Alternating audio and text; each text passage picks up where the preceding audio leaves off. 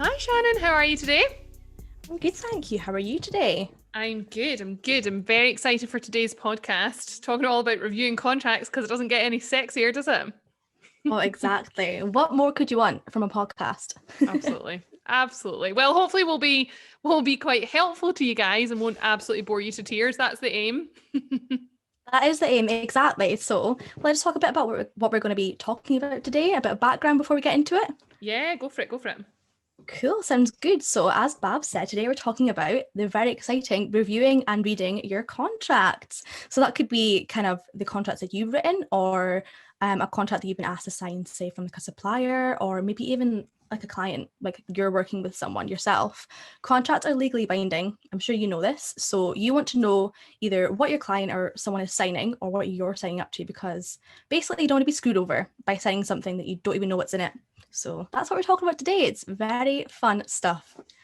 Super exciting, super exciting. So we say all the time, guys, that we take loads of listener questions. So Shannon here, her good self, has been collating them. And I think also pulling together some kind of common questions that we get. We do a lot of free legal advice calls, which, by the way, if you want to take advantage of one of those, just get in contact with us and we'll be more than happy to get you on one. But I think she's been kind of pulling all those together for us so we can chat them through today. So Shannon, the floor is yours.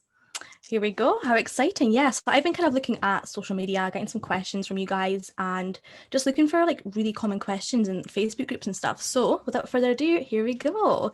So number one, starting off, at the very beginning, why is it important to read and understand a contract that's been put in front of you to sign? Oh, do you know how many people don't read their contracts? Can we just actually start by saying that? Blows my mind. And you want to know something like from experience, and not my experience, but experience of business owners like you who are a bit longer in the tooth, have a bit more experience. They shell out for legal services. Now, I'm not here to try and pinch your money. I'm trying to explain to you why they shell out for legal services. The reason is because they have been burned before.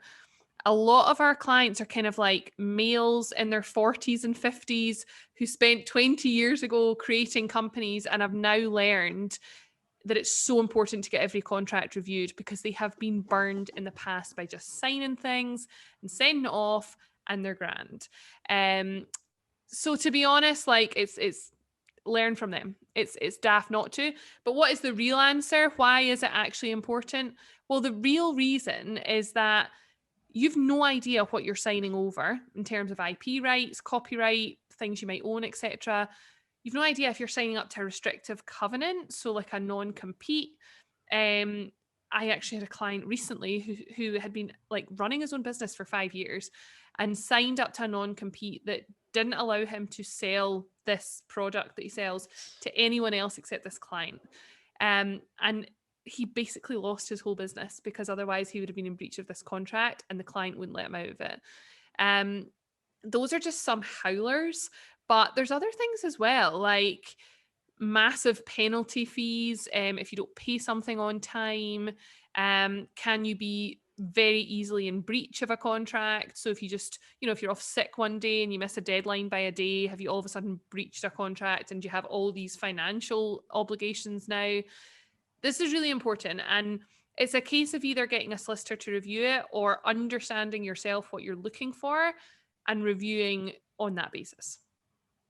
Okay, so kind of moving on from what you've just said there about having a solicitor review your contract, what does that kind of entail? Like, how do you go about that in the first place? I think contract reviews is a thing that a lot of people actually need, but they don't know how to do it and how the process works. So you can kind of give a bit of an overview of that for us. Yeah. So first of all, find a solicitor that you're really comfortable with. I would always say that as an industry, we get a very bad name. We're tarnished by the acts of some who are not so honourable and don't necessarily have the same kind of morals and ethics as others. And what that means is that people are a bit scared to go to solicitors. They don't really know what they're asking for. They feel stupid. They can be spoken down to a lot and they can be bamboozled by the fact that they've been quoted 300 quid for something and get a bill for $2,000 because they just don't understand how solicitors get away with it. And to be perfectly frank, I don't really understand either. So make sure that you're going to a solicitor who is friendly, is approachable, understands what your business is about, understands what your concerns are. So you don't want to pay a solicitor to rip apart a contract if your contract is with Sony and you're never going to be able to negotiate all these points. You might want to know the 2 or 3 key points that you can't live with and you have to go back on, but that's what you need to explain to your solicitor. You also want to make sure that your solicitor understands that you want to operate on a fixed fee basis, and you should always want to operate on a fixed fee basis. Make sure they commit to a price and they don't go over and above that unless they've told you that they have to for whatever reason. So find somebody you're comfortable with, reach out to them and say to them, listen, I've been asked to sign this contract. Would you mind having a review of it? These are the things I'm worried about. Can you give me a fixed fee and can you give me a timeline? Because that's another thing as well. Things fall into this black hole of legal. I've heard this for years. So you want to make sure that you have a handle on that. That makes a lot of sense. I think another important thing to say is kind of like the tone of the contract is like we spoke about this in the last episode. You know, you might write a contract and it's you maybe not that this is a bad thing, I'm not saying this is a horrible thing to do, but you might have kind of copied the contract from someone else. Does that fit the tone of your business? Probably not. You want to make sure that it covers everything that your business does and not someone else's, because otherwise, what's the point? It's one thing having a contract, it's another one having a good contract. Absolutely. So there's kind of 2 points there. There's reviewing a contract that comes across from a third party, a supplier, an agency, something like that. And then there's getting a contract reviewed that you've drawn up, which I'd always suggest if you're going to do a contract yourself or if you're going to pinch it, make sure a solicitor reviews it so that it's appropriate for your business. But it's the same thing. It's the same concept. Like tell them what you're after. If tone and not terrifying your clients is the biggie, then make sure that's clear. And the same applies, get a fixed turnaround time and a fixed fee. That makes sense. Perfect. So you kind of covered this, but it's quite a biggie. What would be the biggest horror story if you do sign up to a contract that you really don't understand or that you just didn't read? That is a biggie. The two biggies are kind of the ones that I've already touched on. It was the client who basically had to give up his business because he signed up to a non-compete. So basically he could no longer sell that product to somebody else. Another biggie is people who have spent all these years, months, whatever, time, energy, money creating something, and all of a sudden, because of something they've signed, the IP in that is actually owned by their client or the supplier or whoever it is that you're contracting with. I actually work for a client who put a lot of like time and money and resource into developing something with an academic institution, didn't realize that the academic institution owned the full thing. And it was a big problem because they were selling it, they were using it commercially, but actually they had no right to do so. So this is why it's important to get a solicitor involved early on. I realize that fees can be an issue, but that's why it's important that you engage on a fixed fee basis. It's risky business, isn't it? So you want to kind of make sure things are being done properly, because otherwise you could, like Babs was saying, you could send your whole business over to someone else or your whole IP, or there's so many things that can go wrong, and that's really not what you want. No. There's loads. I could literally give you loads of examples, but those are like the life-shattering ones. Yeah, we can go on for hours, couldn't we? But yeah, let's talk about the main ones. Okay, cool. Perfect. Well, this kind of moves on to the same kind of thing. What are the biggest red flags to look out for in a contract? Now, that could be like where we're talking about the contracts that you're writing. You don't want to give someone a contract that's full of red flags, because then they're going to be like, well, I'm just not going to work with you. Or a kind of contract that you've got to sign yourself. What would be the biggest red flags to completely avoid? So if it's from your perspective, so if you're writing a contract that you want your client or a supplier to sign up to, try and be fair. Like, let's not be a dick about this. Like, because if you are, there's going to be a lot of back and forth. You're going to spend a lot on legal fees.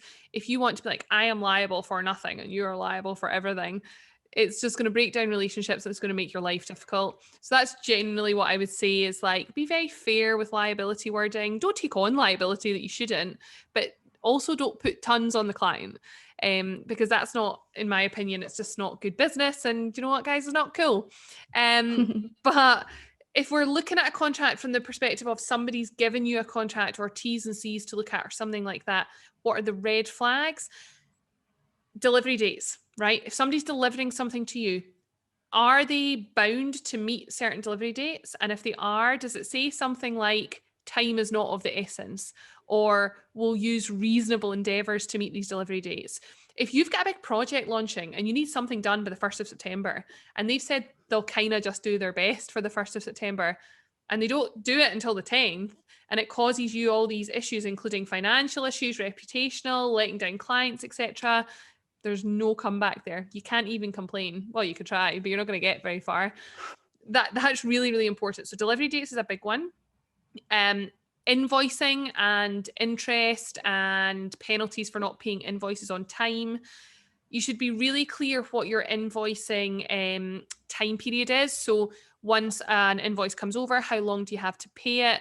And what happens if something like, what if you're sick? What if you're sick for a week and you've not paid an invoice within 7 days and that is the period? Do they just cut off all your services, or do you have time to rectify it? Obviously, what you would want in that case is for somebody to drop you a message and say, listen, mate, you've not paid your invoice. Can you just pay it? Rather than, right, we're pulling the plug on all your software or everything. Like that could cause you a major issue. So that's something to bear in mind as well. And then IP, as I mentioned, not signing up to restrictive covenants, no non-competes, nothing like that. If you're working with a supplier and you're giving across confidential information, make sure that information is kept confidential. Make sure they can't use it to go and trade with other customers and give away your trade secrets. These are some biggies as well. Cool, that makes a lot of sense. Kind of going back on what you just said there, just to take things back to the very basics. What is a non-compete, and like why should you kind of be looking out for that in your contracts? So a non-compete is essentially a restriction on your behavior, right? Which is why I say it's one of the life-altering ones if you sign up to it. It basically means that you can't pinch clients, you can't pinch suppliers, or it could be even more extensive and say that you can't operate a business that is similar to the business that you're currently in a legal relationship with. So whether you're the client or the supplier, a non-compete would, for instance, right, if I signed up to a non-compete with a client, it would basically say that I couldn't provide legal services to other clients in that industry. So if I signed a non-compete with a fitness coach, and it said that I couldn't provide legal services to other fitness coaches, that seriously restricts my business if I want to really work with fitness coaches. You can see them in other ways. You can see them like maybe you can't work with fitness coaches in London, or you can't work with fitness coaches all across the world. Like these can cause serious issues. And this is the horror story that I was telling you about. This is kind of similar to what the client signed up to. It basically said that they couldn't provide specific types of services all across the world, and that's what they were already providing. So it kind of works retroactively as well. Current client relationships that they already had to get ended, which was just terrible. It was just awful. So that's something to bear in mind. Now, I hear a lot of time from people, non-competes, or they go by restrictive covenants as well. Restrictive covenants aren't enforceable. That's not true. They have to be reasonable. They typically can't last for any more than 2 years after your contract has ended, and they shouldn't really be as geographically wide as the whole world, unless the company operates in the whole world. But they are enforceable. People think they're not enforceable because they have to be very reasonable in employment contracts, because obviously there's a bit of a power imbalance there. But with business contracts, consultant contracts, client contracts, things like that, as long as they're less than 2 years and they're reasonable, they're going to be upheld, and you're going to have to deal with the consequences of it. So pretty much you can't fight it if it came to that. I mean, you could try, but you're going to have to pay 10 grand just to bring the court action. So like, you're going to be paying the big bucks. Well, yeah, you're going to be paying the big bucks, guys. No, interrupting each other. That's me and Babs do this all the time, guys. So if it happens in the podcast, it's just how we are as people. You know what? It's just life. You're just going to have to get on board with this, because Shannon and I cannot finish a full sentence without talking over the other. We just have a thought and we're like, oh, I have to say it right now. So that's pretty much how this podcast is going to be.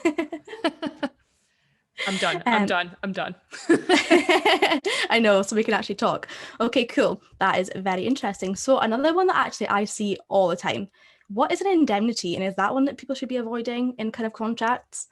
I am so glad you brought this up, because I love to bitch about indemnities because I have no life and this is all I talk about in my life. But also because on one of our first episodes, when we were talking about setting up, I was talking about professional indemnity insurance, and I was talking about how this isn't really the same as an indemnity in a contract. So if you listen to that episode and I said, I'll talk about this later, I forgot until Shannon mentioned it. So we're here now. Let's talk about indemnities. Okay, so there's kind of two ways you can be sued under an agreement, right? Under a contract. By the way, people come and say to me, I don't need a contract, I just need an agreement. Same thing, right? Interchangeable. But anyway, I'll get off my soapbox. There's two ways you can be sued under a contract. The first one is basically, it's called breach of warranty. So it's something that you've confirmed in an agreement and you've not done it. So that you'll pay on time, that you'll deliver a service on time. If a legal action is brought against you for that, the person has to prove that you did the thing wrong, and then they have to prove that you caused them harm because of it, and then that's what the damages is. So that's what you're ordered to pay, is to basically rectify that harm in monetary terms, right? An indemnity is different. An indemnity is for the easy way to explain it is it makes it easier to sue you. Okay. So an indemnity, the person has to prove you did the thing, like a breach of warranty, but they don't have to prove that you caused them any harm at all. So you could have not delivered on time. Now, we would hope none of this would happen, right? But you could have not delivered on time, caused no harm to the client whatsoever. You could still be sued, right? So that's why we never want to indemnify for anything if we can get away with it. But we want to restrict it to the really high risk situations. So if you're working with me as a client, I'll probably say to you, it's okay to indemnify to say that you won't steal somebody else's intellectual property, or it's okay to indemnify to say that you won't breach confidentiality. People want indemnities about the big things, the things that they're really worried about. What I don't like is when you see in an agreement, someone says, you'll indemnify against provision of the services, or basically any breach of any clause of the agreement. That makes your whole contract an indemnity, which means that damage doesn't need to be proved for anything. You can just be sued for turning up 5 minutes later than you said you would. So that's really onerous. If that's in a contract, never ever sign up to it. That's a huge one. You don't want to be in the shit basically because you didn't read a contract, it had an indemnity in it, and then you're screwed. Yeah. That's what this is all about. That's what reviewing contracts is all about. Keeping an eye out and take some of these words down, guys, like non-compete, indemnity. If you're reviewing your own contracts, then these are the kind of big things you want to be looking out for. Like I was saying, you don't be in the shit because you missed that little word, because it's not exactly like it's going to stand out to you. But if you know to look for these things, then you're fine, you're sorted. I think you said, Shannon, in an earlier episode that everybody should have like a legal leverage list. Add this to the list. Yeah, create a legal leverage list in your phone or have a notepad, or behind me, I've got literally post-it notes all over my wall. So if you're like me, do that and just take notes down, because honestly, this stuff is going to come in so handy. Like you're down the line, have a contract and you're like, oh my God, Baz and Shannon spoke about that and I forgot what it was. So write it down now. Be like Shannon, guys. Be a post-it geek. Be a post-it geek, exactly. And you know what? It's a lovely wall decor as well if you fancy it. I'm a geek for sure. We're both geeks, so it's fine. That's what we're here for. Cool. So this is another question we have. Do I have to have kind of every contract reviewed? You know, that's going to cost a lot. So do I have to have every contract reviewed? Does a solicitor have to do it for me? Do I have to have someone else, even like a friend, a third party? Do I have to have someone else read it for me, basically? I would say it depends how high risk your business model is. Like I have clients who provide bespoke software solutions to massive companies. Yes, every contract should be reviewed because it's worth such a lot of money. And because that other big customer of yours is going to have a full legal team and a compliance team and all of these people who go through the contract with a fine tooth comb. You do not want to be left as little Billy no mates on a conference call trying to deal with it by yourself. So that, yes, that kind of contract, always, always, always get it reviewed. If you're being given like a website developers T's and C's, and then a marketing agency's T's and C's, and then a social media person's T's and C's, and it's all these like kind of service providers, do you need a review every single time? No. What I would say is maybe get 1 or 2 reviewed, or pay for an hour with a solicitor and ask them what they look for. What key things you should be looking out for, what you need to understand in a contract. Or you could also have a solicitor on retainer, which basically means that you can ask the questions and you can say, listen, I'm fine with the contract, but can you check clause 11.4 because it looks weird? Like that kind of thing. If you've got a little bit more money, and some people like to just say, I have a lawyer on retainer, then do that. But it depends on the risk of the contract, I'd say. So it's kind of like a read the room, use your common sense situation. Like if it's kind of a massive contract, then obviously you want to have someone else look over it. But if it's small, it should be fine, hopefully. But read the room, figure it out. Read the room. Read the room, exactly. Cool. Okay. Next question. This is actually a really big one. If I don't like the sound of something that's in a contract that I've got to sign, so someone's giving me it, can I kind of negotiate with them? Can I ask them to change it? Obviously, there's some things that you probably can't, but how does that work if there's something that I'm so unsure about? Always, always, always try and change something you're not sure about. Even if this is your favorite client ever, you just pitch it as, I mean, that's what your solicitor is there for, by the way, to blame. So you just say, oh, my solicitor told me I had to ask for this, and just blame that. Even if you've not gone to a solicitor, just blame them. That's what we're here for as a profession, and we do it very well. But yeah, I talk so much rubbish sometimes. But what I would generally say, guys, is it's really, really, really important to kind of make sure that your voice is heard in the contract negotiations. I'm not saying piss off the client or piss off the supplier, but it's important that you're reflecting what the risks are for you and that you're understanding if you're able to tolerate them. Now, I do not think that it's in anybody's interest to go absolutely to town on marking up a contract and pull everything out, because it is going to cause a relationship issue. You know, essentially when you're bringing people together, it's because they want to have some sort of business relationship. They want to do something together.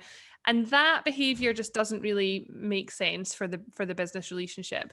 Having said that, yes, you should question things that you're not sure about, and you absolutely should ask for them to be changed.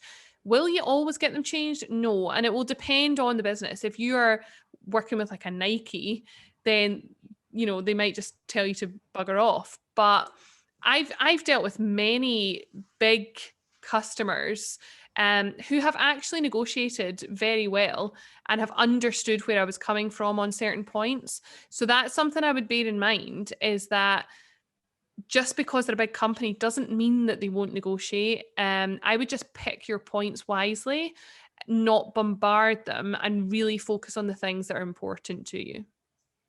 That's a really important one, because we're kind of all about, you know, Bab said earlier on, we're not just here to take your money, and like us in general anyway, maybe not all law firms are like that, but it's about having the confidence to kind of deal with some of the legal stuff on your own. Like you don't want to have to go to a solicitor all of the time.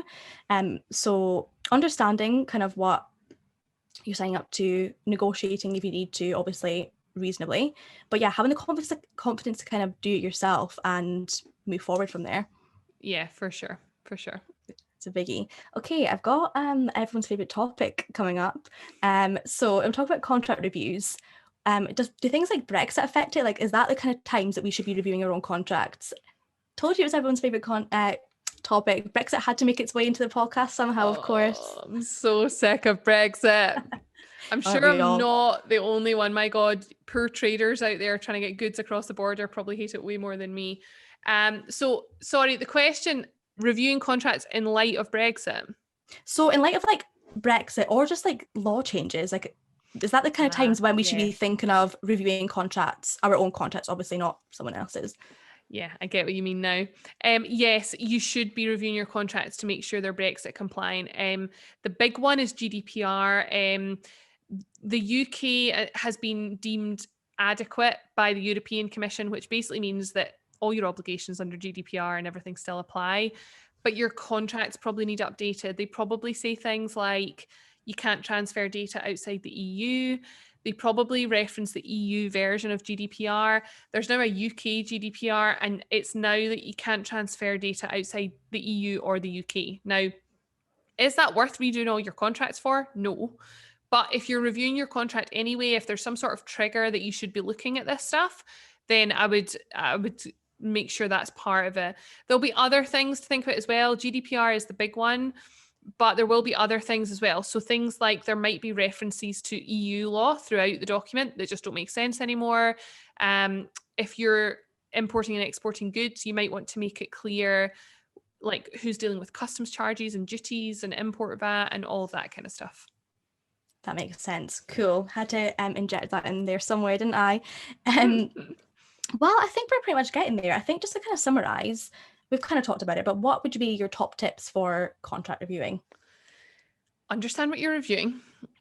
Speak to a solicitor if you're at all confused, and make sure that what is on the page is what you believe you've agreed to. If you're signing a contract with a supplier, make sure that what's been sold to you is actually what is down there on the page. What you don't want is, you've agreed to a £2,000 fee and it says £2,000 fee, but we reserve the right to charge extra if you go outside of scope. How do you know if you go outside of scope? Is anybody going to tell you? Or are you just going to get a bill for £5,000? So it's really important that you check out these things. You make sure what's on paper is the bargain you've actually made. And you make sure that you're not overly exposing yourself to things like liability, transferring IP, signing up to non-competes, etc. Some great tips there to add to your list, guys. Cool. Well, I think that's us done. I just was going to ask you, like last episode, is there anything else you think that we should cover in terms of reviewing contracts, reviewing documents, anything kind of legal related there? I would just say that it's probably worth going out to a professional the first few times, understand what's in there, and then if you've not got the legal budget to keep doing it, that's totally cool. But just make sure that you understand the kind of key things that they're picking out. And I'd also just make sure that any legal advisor that you do engage understands what your objectives are. If your objectives are to rip the contract apart, great, tell them that. That's grand. They'll probably charge you more for it, but they'll do it.